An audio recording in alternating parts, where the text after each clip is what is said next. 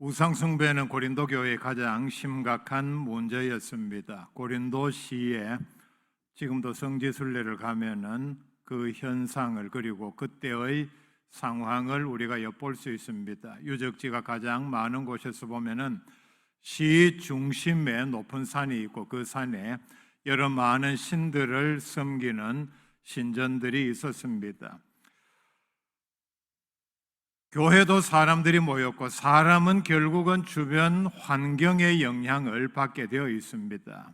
주변 사람들이 어떠하냐, 그 교회가 있는 위치에 사람들이 어떤 삶을 살고 있느냐, 영향을 받게 되어 있다는 얘기입니다. 제가 이 말씀을 준비하면서 어느 여론조사를 보니까 우리나라에서 제사를 지내야 한다, 앞으로도 제사를 지내겠다, 여론조사의 비율이 가장 높게 나온 지역이 대구, 경북 지역이었습니다.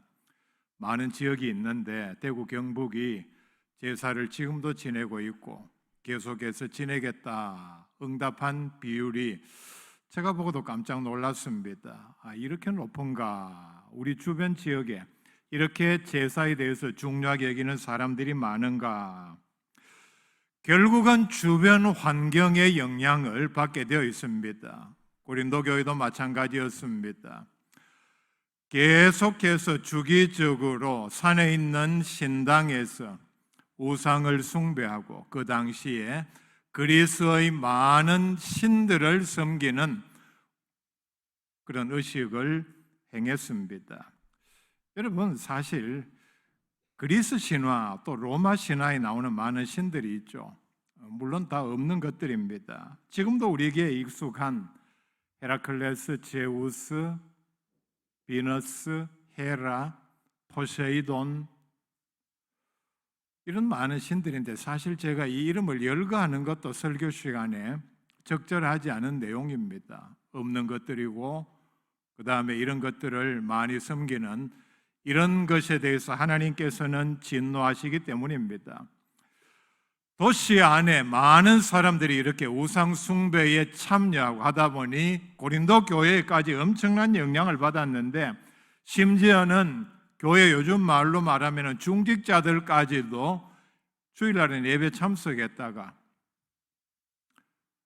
평일날 이런 행사가 있을 때 거기 가서 참여하고 음식을 나누어 먹는 과정에서 서로 발견을 하고 누구도 왔네. 참 있을 수 없는 일이죠. 이런 얘기 들으면 여러분 이해가 가시겠습니까? 요즘 말로 적용하면 이런 것입니다. 주일날 예배 잘 드리고 초파일이 돼서 동아사에서 교인들이 며칠 가가 심지어는 중직자들까지도 합장하고 있다가 서로 눈이 맞아서 아이고 오셨습니까? 이런 상황이었다는 얘기입니다. 그래서 고린도전서를 기록한 목적 가운데 하나가 바로 이런 이미 고린도 교회 안에 깊숙이 들어온 우상 숭배의 위험을 지적하기 위해서 이 말씀을 기록을 했습니다. 오늘 우리 사회에서 특별히 그리스도인 간의 교회 안에서 문제가 되고 있는 우상 숭배, 조상 제사에 대해서 우리가 돌아볼 수 있기를 바랍니다. 칼럼에 제가 그 연유를 썼고 뒤에 나오는 부작용까지 폐단까지 제가 적었습니다. 없는 내용을 간단하게 말씀을 드리자면은 우리나라의 제사가 들어오게 된 계기는 조선은 통치의 방편으로 제사를 이용을 했습니다. 제일 먼저 왕이 자신의 권력을 강화하기 위해서 종묘에서 모든 사람들이 보는 가운데서 특별히 신하들이 보는 가운데서 제사를 집전을 했습니다. 제사는 누가 집전하느냐? 집안에서나 나라에서 가장 높은 사람, 가장 많은 권력을 가진 사람이 제사를 집전하게 되어 있습니다. 가문에서도 그렇죠. 제사를 집전하는 사람의 권위에는 어느 누구도 도전을 하지를 못합니다. 그 사람의 말이 법입니다. 이것 여기 놔라, 이렇게 해라, 저렇게 해라, 그게 곧 법입니다. 나라에서도 마찬가지입니다. 왕은 자신의 왕권을 강화하기 위해서, 과시하기 위해서 나는 이 제사를 집전하는 가장 큰 권력을 가진 사람이다. 그리고 이미 죽은 그리고 신이 된 선왕들의 영혼에, 그러니까 귀신들에게 내가 이렇게 제사를 지내고 내 뒤에는 이런 엄청난 힘과 능력을 가진 조상신들이 배후에 있다는 것을 제일 먼저 과시하기 위해서 제사를 지냈고, 그리고 민간에까지, 각 가정에까지 제사를 지내게 했습니다. 칼럼 뒷부분에 나오죠. 이것이 폐단으로 굳어져서 결국은 뒤에 가문의 위세를 과시하기 위한 수단으로 떨어지게 되었습니다. 참 희한한 일이죠. 중국 유교 사상에서 또 우리나라에서는 왕권 통치의, 나라를 통치하는 한 방편으로 끌이들인 제사 제도가 오늘날 심지어는 믿지 않는 가정에까지 많은 문제를 일으키고 있습니다. 문제가 이것뿐만 아니죠. 결국 조선시대의 말기에 천주교가 우리나라에 들어왔고 그 뒤에 기독교가 들어와서 하나님의 말씀과 정반대로 배치되는 조상에 대한 제사를 지내기를 거부하자 조정에서는 천주교 교인들을 중심으로 단지 제사를 지내지 않는다는 이유로 수십 년간에 걸쳐 엄청난 박해를 가하고, 그리고 수만 명을 제사를 지내지 않는다는 이유로 참수에 처하고 능지처참에 처했습니다. 얼마나 끔찍하고 얼마나 못된 죄를 조정이 공권력의 이름으로 행했다는 사실을 우리는 분명히 기억을 해야 합니다. 이게 오늘날에도 이 문제는 가시지 않고 있죠. 집안에서 제사를 강요하고 믿음을 지키기 위해서 거부하는 사람들도 있지만은 집안 어른들의 강요이기 때문에 믿음은 잠시 접어두고 제사에 참여하는 사람들도 있습니다. 저는 여러분들이 명절에 집안 제사에 참여하는지 아닌지는 모릅니다. 그러나 제가 이 말씀을 드리는 것은 그런 잘못을 분명히 알고 방지하기 위해서 제사가 얼마나 하나님께서 보시기에 진노할 일이냐, 얼마나 끔찍한 영적인 결과를 낳느냐 하는 것을 말씀을 드립니다. 다시 한번 제사의 뜻을 정의를 합니다. 우리의 경우에 조상의 제사는 죽은 조상의 은혜를 기리며 복을 달라고 음식을 차려놓고 절을 하는 행위를 가리킵니다. 제사를 지내는 사람들의 생각이 뭡니까? 이제 죽어서 신이 돼서 우리가 잘 섬겨야 우리가 복을 받는다. 그 반대가 뭡니까? 잘 대접을 하지 아니하고 잘 섬기지 아니하면은 우리에게 화와 저주를 내린다는 두려움에서 제사를 지냅니다. 그래서 제사를 지낼 때 위패를 쓰죠. 위패는 죽은 사람의 혼을 대신한 것입니다. 그러니까 그 위패는 바로 귀신의 상징입니다. 위패를 갖다 놓을 때에 이 사람의 귀신이, 혼령이 이 자리에 온다. 그래서 이것을 신주라고도 합니다. 또는 신위라고도 하죠. 신의 위치에 올랐다는 뜻입니다. 과거에는 사람이었지만, 내 부모 할아버지였지만은 이제는 죽어서 신의 위치에 올랐다. 그래서 이름을 쓰고 누구누구 신위라고 이름을 붙입니다. 이걸 보면은 제사를 지내는 사람들의 그 죽은 조상을 대하는 태도를 알 수 있습니다. 즉 우리가 말하는 우리의 흔히 하나님을 섬기는 것과 같은 마음으로 죽은 사람을 대하고 예의를 갖춘다는 뜻입니다. 20절에 분명히 말씀을 하죠. 제사하는 것은 바로 귀신을 섬기는 것이라. 겉으로 보기에는 조상을 공경하고 조상의 은혜에 감사하는 행위로 예의를 갖추는 것처럼 보일지 몰라도 결론적으로 그 배후에 있는 엄청난 죄에 대하여, 그리고 엄청난 위험에 대하여 분명히 말씀을 합니다. 조상을 섬기는 것이 아니라 귀신을 섬기는 것이다. 그렇다면 하나님의 자녀는 절대로 할 수 없는 일입니다. 그리고 이것을 가리켜서 귀신과 교제하는 것이라 분명히 말씀을 합니다. 교제가 뭡니까? 가까이 하고 대화를 나누고 친하게 지내고 음식을 함께 먹고 그리고 중요한 것을 함께 나누고 나아가서 섬기는 것이 바로 귀신과 교제하는 것이라 말씀을 합니다. 예수 믿는 사람들 중에서 성경을 웬만큼 알면서도 이런 말을 하는 사람들이 있죠. 요즘 귀신이 어디 있느냐? 귀신은 없기 때문에 제사를 드리는 행위도 마찬가지다. 귀신을 섬기는 것이 아니라 단지 때가 되어서 죽은 조상의 은혜를 기억하고 집안의 유대를 강화하고 은혜를 돌아보는 그런 시간이다. 조상의 은혜를 돌아보며 그 뜻을 내가 오늘에 새긴다. 그냥 조상을 생각하면서 절을 한다 이렇게 생각을 하고 말을 하기도 합니다. 귀신은 분명히 있습니다. 성경은 뭐라고 말씀을 합니까? 마태복음 10장 8절에 병든 자를 고치며 죽은 자를 살리며 나병 환자를 깨끗하게 하며 귀신을 쫓아내되 분명히 말씀을 합니다. 예수님께서 제자들을 세상 가운데로 보내면서 하신 명령입니다. 귀신 들린 사람을 만나거든 귀신을 쫓아내라. 성경에 보면 귀신을 쫓아냈을 때 그리고 쫓아내기 전에 사람에게 들어가서 일어나는 현상들을 분명히 설명을 하고 있습니다.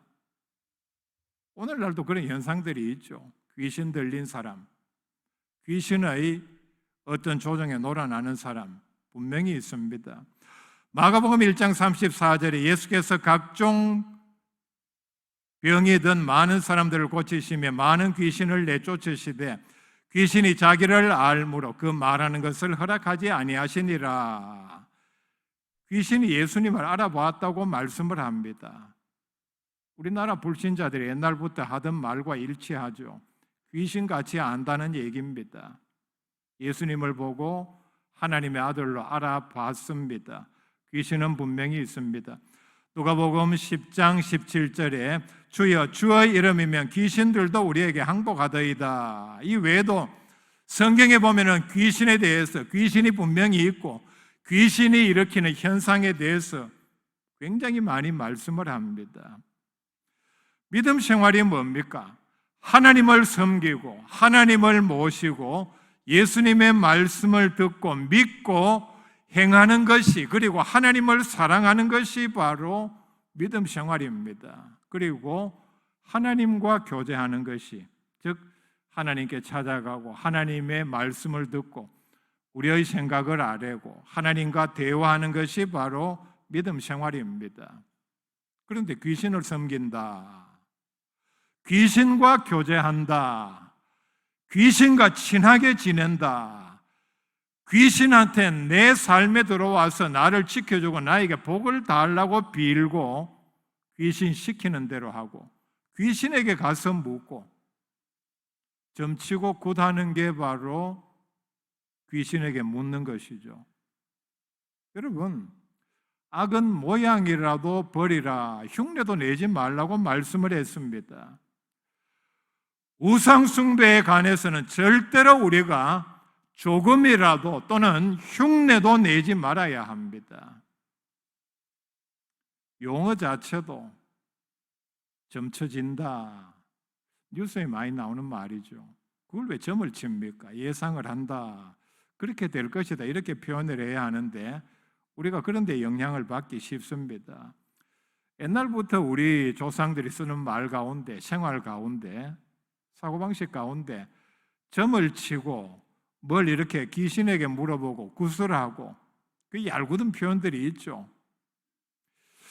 얼마나 거기에 영향을 많이 받았으면 예수 믿는 사람들까지도 이런 용어에 많이 노출이 되어 있습니다. 귀신과 교제하는 것은 그리스도인들로서는 있을 수 없는 일입니다. 성경적인 기원으로 돌아가 보면 원래 천사가 교만해서 타락해서 마귀가 되었고 쫓겨났고 그리고 마귀의 졸개들이 성경 안에서는 귀신입니다. 그리고 이런 마귀, 귀신들은 영원한 지옥에 들어가게 되어 있습니다. 지옥은 원래 마귀와 그 졸개들이 가는 곳입니다. 마태복음 25장 41절에 분명히 마귀와 그 사자들을 위하여 예비된 영원한 불에 들어가라. 지옥이 마귀와 귀신들을 위하여 예비된 장소라는 것을 말씀을 합니다. 그러므로 귀신은 우리 하나님의 자녀들 입장에서 보면은 때려잡아야 할 대상들입니다.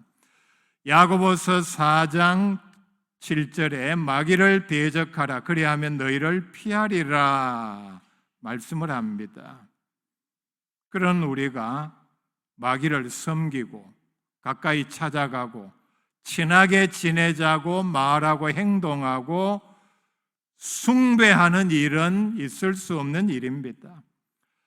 제사에는 많은 순서가 있습니다. 형식을 다 갖추면은 10가지가 넘습니다. 용어를 다 나열하자면은 요즘 말로는 이해도 할 수 없는 말들입니다. 그런데 제사의 첫 순서가 바로 초혼입니다. 귀신을 불러들인다는 뜻입니다. 대접하려고 이렇게 상을 차려놨으니까 우리 집에 오십시오 이런 뜻으로 불러들이는 의식 주문을 외웁니다. 여러분, 귀신을 왜 불러들입니까?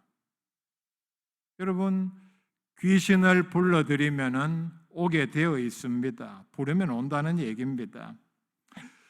에베소서 6장 12절에 우리의 씨름은 혈과 육을 상대하는 것이 아니요 통치자들과 권세들과 이 어둠의 세상 주관자들과 하늘에 있는 악의 영들을 상대함이라. 귀신들은 영적인 전쟁의 대상입니다. 완전히 괴멸시켜야 할 대상이라는 뜻입니다. 신명기 32장 17절 말씀에 보면은 이스라엘 백성들의 우상 숭배에 대하여 이렇게 한탄하는 모세의 말씀이 나옵니다. 그들은 이스라엘 백성들은 이후에 마음이 변해서 하나님을 배신하고 하나님께 제사하지 아니하고 귀신들에게 하였으니 곧 그들이 알지 못하던 신들, 근래에 들어온 새로운 신들, 너희의 조상들이 두려워하지 아니하던 것들이로다. 모세는 이 짧은 말씀에서 이런 귀신들, 이스라엘 백성들이 서로 섬기기 시작한 이런 귀신들에서 어떻게 표현을 합니까? 이런 것들, 저런 것들, 웃기는 것들, 하찮은 것들, 아무것도 아닌 것들 뒤에 나오죠. 너희 조상들도 두려워하지 아니하던 그런 것들이라. 정말 귀신은 우리 그리스도인들이 볼 때에는 이런 것들에 불과합니다. 불신자들 가운데서도 보면은 제사는 엉터리요. 그리고 지내지 않는 사람들이 많이 있습니다. 제사의 대표적인 이론은 죽은 사람이 이제 귀신이 되었고 그리고 엄청난 능력을 가지고 있기 때문에 복을 준다. 그런데 여러분 한번 그 모순된 점을 생각해 볼 수 있기를 바랍니다. 귀신이 밥을 먹을 데가 없어서 밥을 얻으러 먹으러 다니고 그리고 귀신이 밥 먹는다는 얘기도 참 황당한 얘기입니다. 그리고 차려줘야 먹는다는 것도 더 황당한 얘기입니다. 정말 글자 그대로 우리 불신자들이 하는 얘기가 있죠. 이런 얘기들은 내용들은 진짜 귀신 씨나라 까먹는 얘기입니다. 참 웃기는 얘기죠. 옛날에 우리 조상들도 그런 얘기들이 얼마나 황당하면은 황당한 얘기들에 대해서 귀신 씨나라 까먹는 얘기라는 표현을 했겠습니까? 죽은 영혼이 밥 얻어 먹으러 온다는 것은 거짓말입니다. 성경적으로 생각해 봅시다. 천국 갔으면은 다시 이 세상에 올 필요가 없습니다. 밥 먹으러. 천국 간 영혼이 때가 되어서 밥 얻어 먹으러 이 땅에 내려온다. 참 말도 되지 않는 얘기입니다. 또 하나, 지옥에 갔으면은 다시는 못 나옵니다. 나올 수 있다면 거기는 지옥이 아닙니다. 사람들이 그렇게 믿죠. 살아있는 사람 가운데도 아이고 내 죽으면은 누가 내 제사상 차려줘서 내가 굶지 않게 만드느냐 이런 걱정하는 사람들이 있습니다. 얼마나 엉터리 같은 그런 생각입니까? 귀신이 그렇게 만드는 것에 불과합니다. 누가복음 16장 26절에 천국과 지옥 사이에는 큰 구렁텅이가 놓여 있어 서로 왕래할 수 없다 말씀을 합니다. 요즘은 그런 사람들이 없죠. 구걸해도 밥 달라 소리 하지 아니하고 돈 달라고 얘기합니다. 그런데 제가 어릴 때 마지막으로 본 진짜 밥을 얻으러 다니는 사람들, 아마 제 생각에 마지막으로 본 게 69년도쯤이었습니다. 외갓집에 가 있으면 도시에서는 그걸 못 보죠. 왜냐하면은 보통 이제 저녁 때 한 동네 집중적으로 다니는데 거의 보면은 시간을 맞춰 가지고 밥을 다 했을 때 먹기 시작할 때 여러 집 돌려면은 근데 보면은 우리가 말하는 이런 깡통 있죠. 요만한 사이즈의 밥을 얻으러 왔는데 보면은 많이 줄 수는 없죠. 왜냐하면은 옛날에 양식이 귀하고 69년도면은 식구에 맞춰서 밥을 했는데 이제 밥을 얻으러 왔다 이거죠. 보면은 처음 오는 경우 몇 집을 거쳐서 오는 경우 깡통 하나에 밥 넣고 반찬 넣고 다른 집에 가서 또 밥 넣고 반찬 넣고 이런 식으로 몇 집을 거치다 보면은 참 그걸 어떻게 하루 종일 아니면 몇 끼를 먹는지 참 그럴 정도로. 그리고 옷은 정말 남루하게 입고 참 보면은 아무리 양식이 귀해도 차라리 그 집 식구 한 사람이 적게 먹거나 굶어서 한이 있더라도 밥을 주고 싶은 마음이 생기는 그런 분위기입니다. 진짜 글자 그대로 거지죠. 이런 사람들에게는 밥을 줘도 사실은 대접이라고 할 수 없습니다. 일부를 주고 정성을 다해서는 주지를 않습니다. 밥 얻어 먹으러 다니는 귀신에게 절을 하고 복을 달라고 빌고 무슨 복을 줄 능력이 있습니까? 그런데 보면은 지금도 이런 엉터리 제사를 고집하고 후대에까지 강요하는 사람들이 있습니다.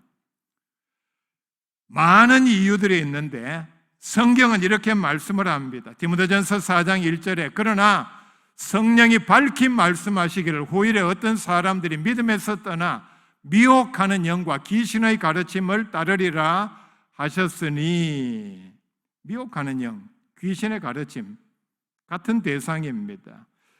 결국은 귀신에게 속아서 이런 엉터리 같은 말도 되지 않는 그리고 하나님을 진노하게 하고 우리를 멸망시키는 이런 헛된 거짓에 속는 사람들이 문제입니다.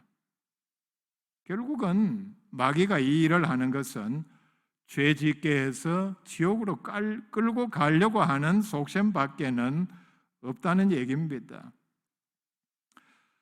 사람에게 속아도 큰 손해를 봅니다. 우리 사회의 가장 큰 문제죠.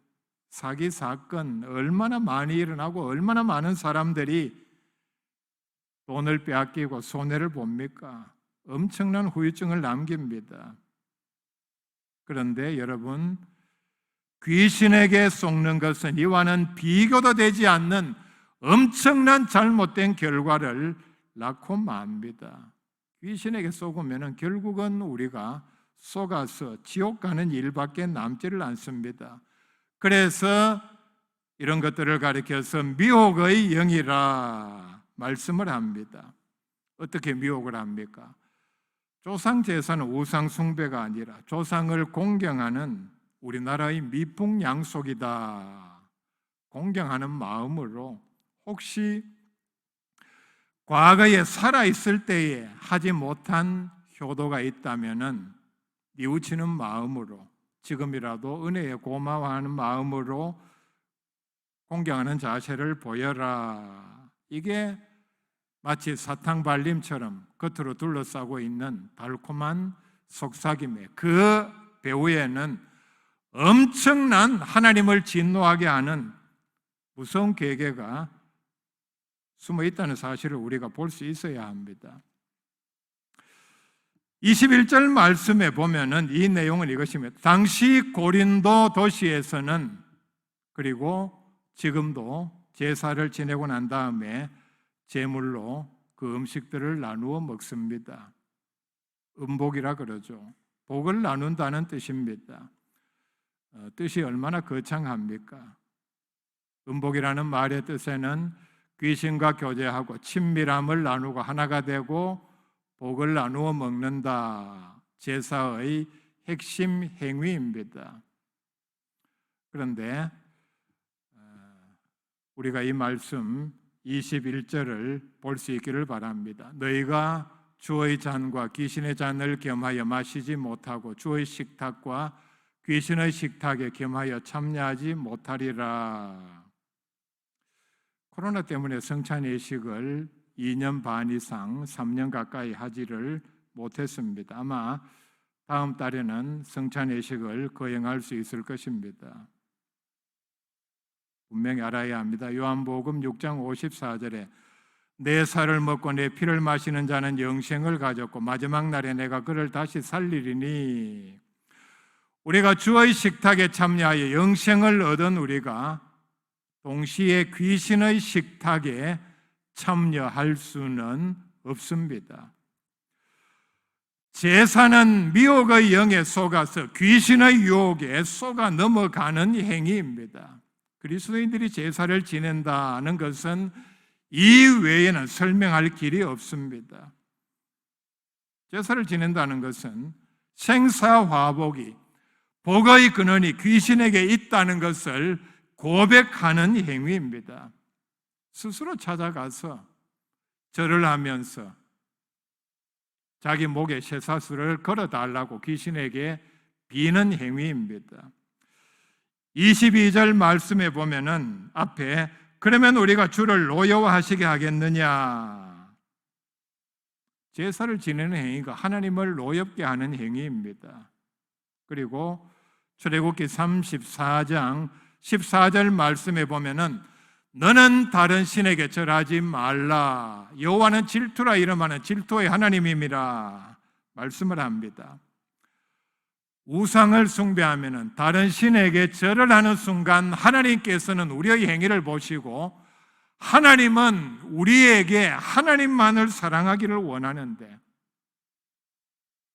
하나님께서 우리를 보고 질투하신다는 얘기는, 그리고 그 우상에 대하여 질투하신다는 얘기는 하나님을 사랑하지 아니하고 하나님을 숭배하지 아니하고 그 우상에게 절하는 모습을 보고서 질투하실 정도로 우리로 하여금 이해하기 쉽게 하기 위해서 하신 말씀입니다. 하나님은 절대로 자비의 하나님, 사랑의 하나님, 공의의 하나님, 거룩하신 하나님이기 때문에 인간의 감정 가운데서도 가장 추악한 질투와는 전혀 어울리지 않은 분입니다.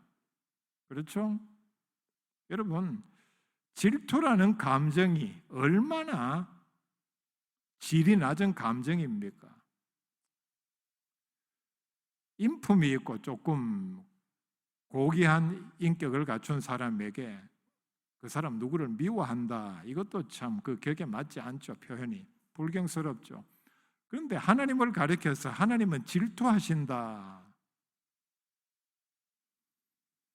그만큼 우상 숭배하는 사람들에 대하여 진노하시는 강도가 크다는 것을 여기서 말씀을 합니다. 22절 말씀 뒷부분에 우리가 주보다 강한 자냐, 결국은 하나님의 심판을 피할 수 없다는 얘기입니다.